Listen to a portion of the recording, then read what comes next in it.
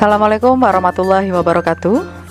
Selamat siang sahabat Kasih Ibu, bertemu kembali bersama saya Tina Marketing RSIA Kasih Ibu Tegal dalam acara Ngobras Online. Tentunya pada siang hari ini saya ditemani oleh salah satu dokter full time, yaitu dengan dokter spesialis anak, yaitu dengan Dokter Agung Danar. Selamat siang dokter, apa kabar dokter? Ya, pada siang hari ini Dokter Agung akan menjawab pertanyaan-pertanyaan yang sudah masuk ke Instagram ataupun Facebook selama 1 minggu ini dokter. Dan kita pilih 5 pertanyaan terbaik untuk dikupas pada acara Ngobras pada siang hari ini. Dan tentunya pada siang hari ini kita disiarkan secara langsung oleh channel YouTube Koji TV. Jadi jangan pernah lupa untuk like, share, dan subscribe YouTube Koji TV. Baik dokter, untuk acara Ngobras part 8 ini kita akan mengupas tentang kesehatan anak dan tentunya tentang virus corona yang sekarang benar-benar menjadi berita dunia ya dokter ya. Oke, untuk pertanyaan pertama dokter dari Instagram atas nama Martabak Manis. Apa bedanya stunting dan IUGR? Apa bisa terdeteksi saat dalam kandungan dokter? Monggo dokter. Terima kasih pertanyaannya dari Martabak Manis ya. Semoga ini spesial pakai telur.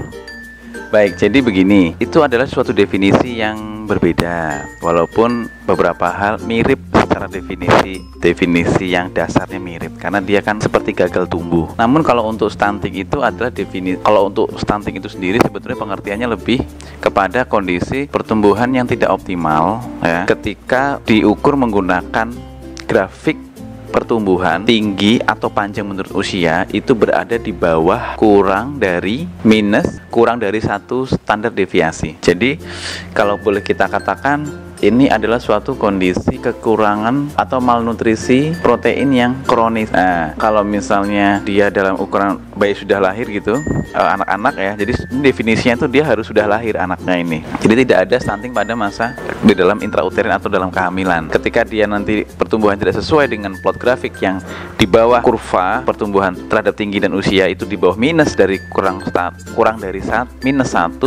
standar deviasi, maka itu dikatakan sebagai stunting. Nah, kalau untuk IUGR itu by definisi artinya adalah intrauterine growth retardation. Itu maksudnya adalah pertumbuhan dari janin yang tidak sesuai dengan seusianya atau tidak sesuai dengan semestinya.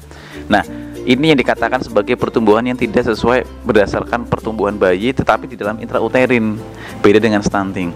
Kalau untuk intrauterin sendiri, tentu ini bisa diketahui sejak di dalam masa kehamilan melalui pemeriksaan oleh dokter kandungan dan melalui alat bantu USG. Nah, kalau untuk jadi jelas ya, ini sebetulnya suatu hal yang sangat berbeda. Namun sama-sama dia tidak mencapai optimal tumbuhnya. Namun kalau IUGR atau intrauterine growth retardation itu berarti masih dalam kondisi hamil, bayi masih dalam perut, kemudian dia menunjukkan adanya perkembangan yang tidak sesuai. Kemudian kalau untuk stunting itu sendiri itu dimulai ketika bayi sudah lahir sampai dengan usia berapapun, anak-anak atau mungkin usia dewasa muda, pra-remaja. Oleh karena itu penggunaan definisi ini hanya terletak kepada tadi itu, pertama waktu terjadinya, yang pertama di dalam rahim, kemudian di luar rahim sudah lahir, yang kedua adalah menggunakan plotnya, grafiknya. Kalau dalam IUGR itu tidak ada, setahu saya memang tidak ada grafiknya kalau untuk di dalam kehamilan, karena dia hanya mengikuti pola pertumbuhan normal dari berat badan si bayi terhadap usia kehamilan si ibu. Namun kalau misalnya stunting itu sendiri sudah ada kurva yang terstandarnya berdasarkan WHO. Sekian saya rasa jawabannya. Terima kasih dokter, cukup jelas sekali dokter. Baik, untuk pertanyaan kedua masih dari Instagram atas nama Putri40962. Bayi 2 minggu kalau habis minum ASI selalu BAB, apa itu wajar dok? Silakan. Terima kasih atas pertanyaannya dari Putri40962 kalau tidak salah. Perlu diketahui bahwa ini bayi usia berapa dulu ya? Kurang lebih kalau misalnya bayi berarti dia seharusnya kurang dari 6 bulan ya, sampai dengan 6 bulan mungkin. Nah, kita harus perlu mengetahui apa kandungan dari ASI itu sendiri.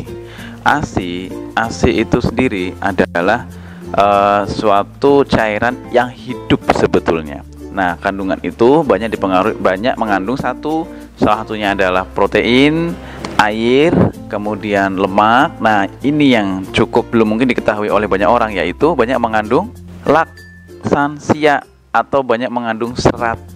Oleh karena itu, bayi yang masih menggunakan ASI wajarnya, normalnya memang untuk buang air besarnya akan lebih banyak dibandingkan bayi yang tidak menggunakan ASI. Jadi itu kuncinya. Ada pada kandungan ASI itu sendiri, yaitu banyak mengandung serat atau pencahar, begitu ya. Itu masih normal. Terima kasih. Menginjak ke pertanyaan ketiga, masih dari Instagram atas nama Erviana Zain dokter. Gimana caranya supaya Hind Milk lebih banyak dari For Milk? Menyambung lagi pertanyaan dari Erviana Zain dokter.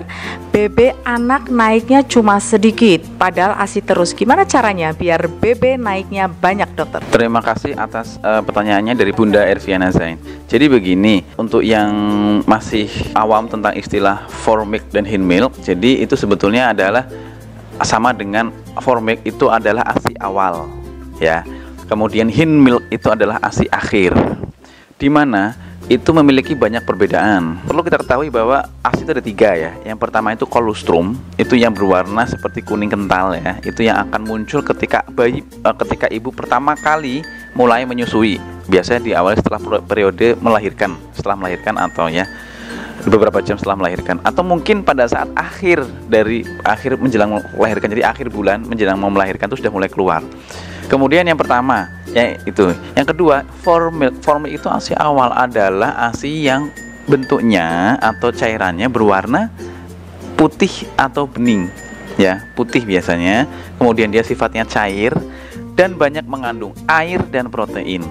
Inilah yang dimaksud mengapa bayi tidak perlu menggunakan air putih atau minuman lain selama dalam periode ASI eksklusif, karena di dalam For Milk itu sendiri sudah mengandung air putih atau cairan untuk mengurangi rasa haus, dan kandungan lainnya yaitu yang paling banyak protein.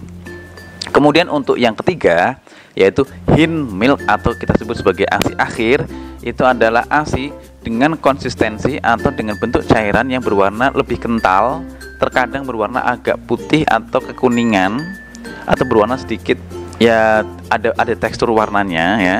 Kemudian dia jumlahnya hanya sedikit dibandingkan For Milk. Dan yang paling penting lagi, Hind Milk inilah yang banyak mengandung lemak yang tujuannya untuk meningkatkan berat badan bayi. Nah, untuk kolostrum itu tidak bisa diperbanyak ya, karena dia hanya pada saat ASI awal saja, kecuali nanti dia akan muncul lagi ketika bunda memiliki anak di usia yang berikutnya lagi. Nah, untuk meningkatkan For Milk dan Hind Milk pada prinsipnya sama, yaitu dengan cara teknik menyusui yang baik dan benar, yaitu bagaimana posisi yang pertama harus benar, perlekatan juga baik. Dengan perlekatan yang baik, yaitu kurang lebih ada 4 poin, kita biasa sebut sebagai amubida, yaitu apa? Areolanya, yaitu semua masuk ke dalam mulut bayi. Mulutnya bayi terbuka lebar supaya bisa nanti masuk semuanya, tidak hanya puting saja yang masuk. Kemudian bibir atas dan bawah terlipat keluar. Mohon maaf, dalam bahasa Jawa dombleh maksudnya. Kemudian yang terakhir dagu bayi menempel pada payudara ibu. Keempat faktor ini jika semuanya terpenuhi, maka For Milk dan Hind Milk itu sendiri maka akan mudah keluar dari segi teknik. Kemudian yang berikutnya tadi ya, menyusui sesering mungkin. Menyusui sering mungkin itu bisa dilakukan setiap berapa jam sesuai dengan berat badan lahir bayi, juga bisa dilakukan semau bayi, ya, semau bayi. Kemudian yang paling penting lagi, ini yang paling mempengaruhi dari bagaimana produksi dari formik dan hilmik itu adalah setiap ibu menyusui itu harus dilakukan pengosongan sesering mungkin. Maksudnya bagaimana?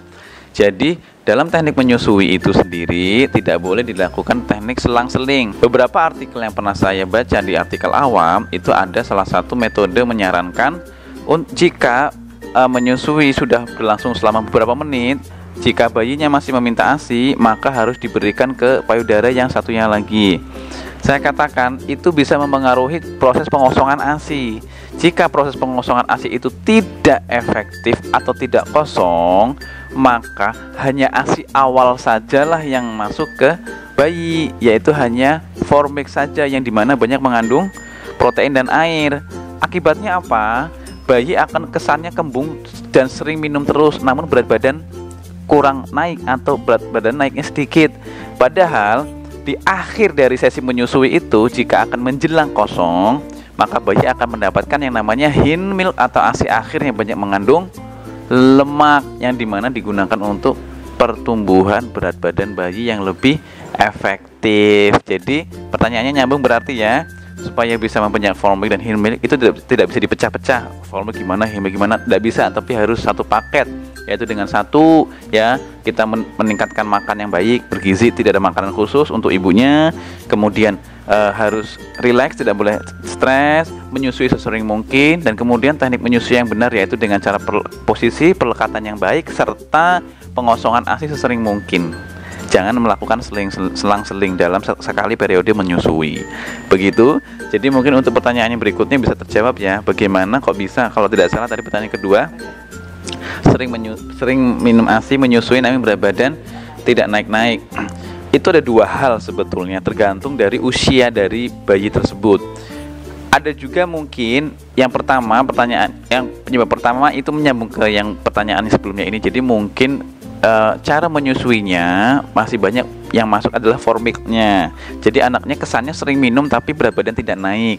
Sama ketika kita banyak minum tapi kita makannya jarang. Jadi kita hanya kembung-kembung dan sedikit-sedikit minta minum, sedikit-sedikit kita kembung, tapi kita gampang sekali lagi lapar dan berat badan juga tentunya kurang adekuat atau kurang cukup untuk naik. Namun yang kedua penyebabnya adalah ada yang namanya growth spurt, yaitu adanya kondisi di mana terjadi akselerasi yang cepat dari pertumbuhan berat badan bayi. Nah, hal ini biasanya dilihat dari bayi menyusu lebih banyak dibandingin biasanya. Oleh karena itu, jika bunda atau ibu-ibu semua tidak menerapkan menyusui tidak semau bayi, maka bayi akan merasa masih kehausan. Ibu merasa sudah cukup, namun biasanya bayi akan merasa lebih haus sehingga rewel dan berat badan tidak naik. Itu penyebab kedua. Tapi biasanya penyebab kedua ini terjadi pada masa-masa usia 3 bulan 4 bulan. Namun dengan proses yang lebih sering menyusuinya, maka ibu dengan produksinya akan memproduksi ASI yang akan cukup untuk bayi itu sendiri. Saya rasa begitu ya. Mungkin agak sedikit ada tambahan teori karena ini pertanyaannya jarang ditanyakan pada forum sesi ngobras biasa sebelum-sebelumnya. Begitu ya Bunda Ervina Zen, semoga bisa membantu menjawab pertanyaan Bunda semua. Mungkin untuk lebih jelasnya sahabat kasih ibu, jika ingin bertanya-tanya lebih lanjut tentang klinik laktasi, tentang ASI, bisa berkunjung ke klinik laktasi RSIA Kasih Ibu Tegal bersama dengan Dr. Agung SPA. Boleh tanya-tanya tentang ASI ya dokter ya, konsultasi langsung dengan ahlinya yaitu dengan Dr. Agung, dan akan mendapatkan breast care bersama bidan pendamping beliau ya. Oke, untuk pertanyaan selanjutnya dokter masih dari Instagram atas nama Dewi_Hajar. Makan doyan, nyemil doyan, tapi BB-nya naik sedikit. Bayi umur 11 bulan. Silakan dok. Terima kasih atas pertanyaannya dari Bunda Dewi ya. Bunda Dewi. Oke, jadi definisi makan doyan, ngemil doyan, berat badan tidak naik cepat itu banyak faktor. Sekali lagi, yang pertama adalah bagaimana dengan menu yang dimakan oleh bayi ya. Pada usia 11 bulan itu harus memenuhi syarat yaitu 5 gizi seimbang. 5 gizi seimbang itu apa? Yaitu kalau disesuaikan usianya anaknya bunda ini ya. Jadi 11 bulan itu sudah mulai nasi kasar ya. Sudah beralih mulai dari nasi tim ke nasi kasar. Artinya karbohidrat harus sudah ada pertama. Itu 5 menu seimbang. Kedua, harus ada protein hewani. Apa itu? Ikan, ayam, daging, telur. 3, harus mengandung protein nabati. Apa itu? Tahu, tempe. Keempat dan kelima, harus mengandung buah dan sayuran minimal 1 kali dalam sehari ya. Nah, jadi untuk memenuhi itu semua memang harus syaratnya lagi ada 5 menu gizi seimbang. Yang kedua adalah 3J. Yang pertama jumlahnya tepat, jenisnya tadi bervariasi sesuai dengan yang 5 menu seimbang. Kemudian yang ketiga adalah jam pemberian juga harus benar ya. Jadi misalnya sama-sama makan, yang siang ini akan ada makan nasi kemudian makan cemilan, harus didahulukan makan nasinya dulu baru makan cemilan supaya makan yang utamanya tidak lebih sedikit, supaya harapannya makan utama dulu dan setelah itu baru makan cemilan. Kalau makan cemilan dulu atau susu dulu, nanti dampaknya ke makanan utamanya menjadi lebih sedikit. Contohnya itu jam yang tepat. Begitu. Itu yang penyebab pertama, masalah makanan ya. Yang kedua, seperti halnya energi, kadang anak-anak usia 11 bulan itu sudah ada yang mulai bisa berdiri dan berjalan walaupun masih di papah-papah, tapi ada juga yang sudah mulai berdiri ya, dan sudah mulai banyak bergerak. Bisa jadi energi yang dikeluarkan untuk dia bergerak atau beraktivitas atau pencalitan di usia-usia seperti ini lagi mau aktif-aktifnya itu lebih besar dibandingkan energi yang masuk dari makanan. Oleh karena itu beberapa bunda, beberapa ibu-ibu masih menganggap bahwa jangan-jangan makannya kurang kayak gitu. Selama dia tidak ada gejala-gejala yang mengganggu seperti hangat atau demam atau panas yang lama, kemudian batuk, kemudian ada keringat di malam hari misalnya, kemudian ada gejala-gejala seperti flek yang biasanya sering dikambing hitamkan. Kalau berat badan tidak naik-naik, saya rasa kita harus mengevaluasi lagi bagaimana aktivitasnya, bagaimana makannya. Juga mungkin perlu diterapkan prinsip kalau sudah mulai usia 3 tahun, 2 tahun, kadang-kadang juga ini bisa pengaruh juga, itu coba dibiasakan tidur siang. Begitu ya Bunda ya, semoga bisa menjawab pertanyaan dari Bunda. Baik Dokter Agung, sebelum menjawab pertanyaan terakhir nih Dokter, mungkin ada baiknya Dokter mencicipi dulu kopi yang sudah disajikan oleh Warung Piko. Jadi sahabat kasih Ibu, monggo Dokter. Jadi sahabat kasih Ibu, untuk acara kita pada siang hari ini disponsori oleh Warung Piko dan tentunya make up dari Dokter Agung dan saya juga disponsori oleh Tara Skin Center dan tentunya oleh channel YouTube Koji TV ya. Baik Dokter, untuk pertanyaan terakhir Dokter, ini benar-benar pertanyaan yang bagus banget Dokter, dari Instagram itsmesari26. Gejala jika bayi terkena corona Dok, mungkinkah? Silakan Dok. Ini definisinya bayi ya. Jadi pada prinsip secara umum dulu, corona itu pada prinsipnya bisa mengenai di seluruh kelompok usia. Namun data yang ada di Indonesia yang sejauh yang saya tahu hingga hari ini itu beberapa paling banyak mengenai adalah kelompok usia dewasa hingga lansia. Nah, khusus pada anak-anak itu sendiri bisa terkena karena laporannya yang pernah saya baca itu di tempat asal dari negara ini muncul, di Cina pernah ada bayi terkena dan dinyatakan sembuh. Untuk di Indonesia sendiri saya belum ada laporan tentang positif. Jika dilaporkan sebagai ODP atau PDP mungkin ada, dan saat ini mungkin masih dalam pengawasan dan masih dalam isolasi. Namun prinsipnya apakah bisa? Bisa, karena prinsipnya ini adalah airborne disease. Airborne disease itu adalah penyakit yang ditularkan melalui sirkulasi udara atau droplet. Oleh karena itu kita biasa melihat tayangan-tayangan kesehatan yang ada di media sosial dan juga di televisi, yaitu bagaimana cara pencegahannya dengan cara kita melakukan satu hand hygiene. Ya, hand hygiene itu dengan cara cuci tangan, kemudian respiratory hygiene. Apa itu? Higienitas respirasi dengan cara apa? kita harus mengetahui tata cara yang baik dari batuk ya dan pilek atau bersin bagaimana. Kemudian tata cara yang baik dan benar bagaimana menghadapi atau mungkin bagaimana yang harus kita lakukan jika kita sendiri sedang mengalami infeksi serupa infeksi saluran pernapasan akut ya, bukan atas ISPA itu ya, akut. Jadi untuk hal itu kita harus bijak menerapkan sistem kesehatan. Nah, kemudian yang ketiga melakukan social distancing. Tujuannya apa sebenarnya itu? Hanya untuk mencegah dari penyebaran airborne atau penyakit yang dapat ditularkan melalui udara ini ya. Nah, prinsipnya itu. Jadi siapapun, mau bayi, mau anak-anak, mau dewasa muda ya, remaja atau mungkin kelompok usia yang lebih tua itu lebih rentan sekali ya, Bu Tina ya. Nah, untuk gejalanya sendiri seandainya ingin diketahui kurang lebih sama dengan yang dewasa. Yaitu apa? Satu, bisa ada demam ya atau riwayat demam. Demam itu sendiri kita menggunakan batasan definisi yaitu 38 derajat Celcius ke atas. Kemudian yang kedua, adanya gejala infeksi saluran pernapasan akut seperti apa? Batuk, kemudian ada, kalau bayi mungkin tidak bisa menggunakan nyeri tenggorokan ya, tapi biasanya dia rewel, kemudian ada flu. Nah, untuk yang ketiga ini ada pemeriksaan namanya kecurigaan pneumonia. Pneumonia itu sendiri adalah infeksi radang paru-paru. Sebetulnya pengertian yang tadi di 1 dan 2 awal itu mencakup dalam pneumonia ini kalau pada bayi. Jadi pneumonia pada bayi menggunakan definisi WHO itu adalah ada napas cepat berdasarkan WHO, tergantung usianya.